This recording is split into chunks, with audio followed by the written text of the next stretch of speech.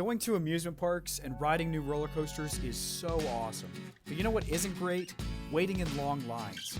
Today, we're ranking through all of Kings Island's roller coasters currently in operation from the shortest average wait to the longest.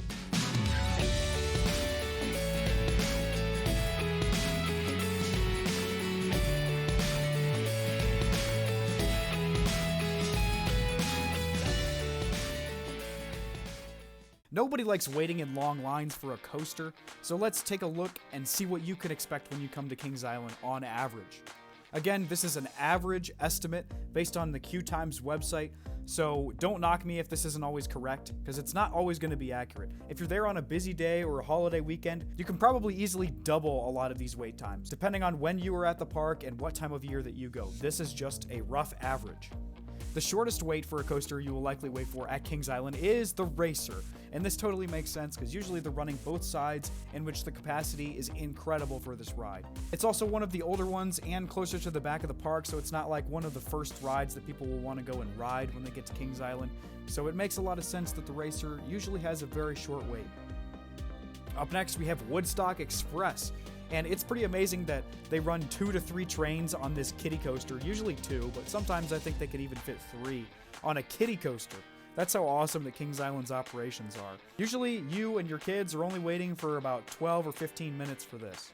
Up next, with an average 13-minute wait, we have the Bat. And this makes a lot of sense too because it's very secluded off on the left side of the park. It would be very easy to miss this thing if you didn't look at your map and didn't pay attention closely. Usually the walk to get to the line or to get to the ride is longer than the wait for the Bat actually is, which is pretty hilarious. But the Bat almost never has a big long line unless it's like Haunt. The longest I've ever seen the wait for this thing is probably half an hour to 40 minutes. Also tied with the Bat, we have Adventure Express with 13 minutes. Even if this line is almost all the way out to the front of the queue, this is not a very long queue, and they run it pretty quickly with multiple trains, so the operations on this are really good. So I totally agree with the 13-minute average here. The next coaster we're looking at is Flying Ace Aerial Chase with an average wait time of 19 minutes. Now this one can get pretty long if you're in Planet Snoopy on a busy day with your kids. I think they can only run 1 train on this, so obviously that's going to slow down capacity a lot on this old Vekoma hang and bang. So it's about 19 minutes on average. With an average of 21 minutes is in Vertigo, and this one is the same boat. It can easily be double or triple that wait because it only runs 1 train on the track at a time, really reducing capacity, so what may look like a short line ends up usually being pretty long here. With an average wait of 22 minutes, we have Banshee. Now, Banshee has some of the best operations I've ever seen on a roller coaster on most days, so it's often much less than 22 minutes, even on a busy day. But during Haunt, it can get to like maybe an hour, but that's probably about the longest I've ever seen Banshee. Breaking into number 6, we have Backlot Stunt Coaster with an average wait time of 25 minutes. These cars are really cool as they have the Mini Coopers and whatnot, but it's bad because they can only fit 12 people per train. And they do run 3 trains, it's pretty optimized for what they can do, but this is a very popular ride and a lot of families and a lot of kids love it too. So this one can get a pretty long wait. In the top 5, we have Diamondback with an average wait time of 26 minutes. Now this B&M Hyper is awesome. It's totally worth every bit of that 26 minutes, or if it's 2 or 3 times longer than that, it's still worth it. And the line may seem really long, but usually capacity is really great on all of these B&Ms. At number 4, we have Orion, and Orion's average wait time in 2022 is 30 minutes. So Orion is still a relatively new ride, but it still has great capacity, and it's towards the back of the park, so there's not always a ton of people back there, but depending on what time you're there can be a lot, and it can be packed. But I found that Orion deceptively moves very quickly, and usually it'll be less than what the posted wait time is out front on the sign. Tied with Orion, but I think it's slightly longer than Orion in my opinion, just because capacity is a little bit less and the line moves a bit slower, is Mystic Timbers, again with a 30-minute average wait time. Mystic Timbers is another one of those that is totally worth every minute of that wait. It's one of the best GCIs. It's a great ride. You get a lot of strong pops of airtime, and the pacing is great. It really doesn't slow down. The intensity is just awesome. So highly recommend riding Mystic Timbers. And this is the 3rd longest line you should theoretically wait for on average at Kings Island. Now, the 2nd longest line that you'll wait for is the Beast, with an average wait time of 37 minutes. And this one really makes sense. The Beast is so iconic. Everyone loves riding this thing, especially at night. If it's a night ride, expect this to be at least double that wait time. Just saying, because everybody thinks this is such a legendary night ride, and it is.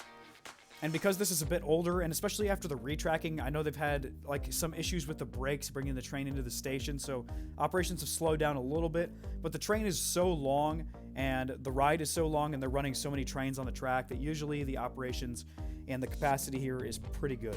And finally, with the average longest wait time of any ride at Kings Island, in first place we have Flight of Fear with an average wait time of 48 minutes, which is a lot if you think about averages, because most days Kings Island isn't even that crowded, but almost every day you're going to be there, it's going to be a 45-minute wait for Flight of Fear, which is pretty crazy. This is such a GP magnet. The general public love this ride.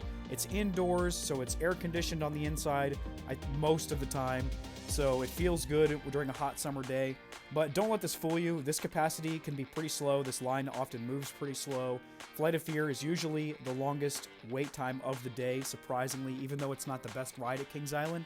So if you're going to try to get all of the credits here at KI, try to get Flight of Fear as early in the day as possible or as late in the day as possible, because that's when the line will be the shortest, theoretically. Because during the afternoon, when there's the most people at the park and when it's the hottest part of the day, most people are going to go straight for Flight of Fear and wait for however long that's going to be.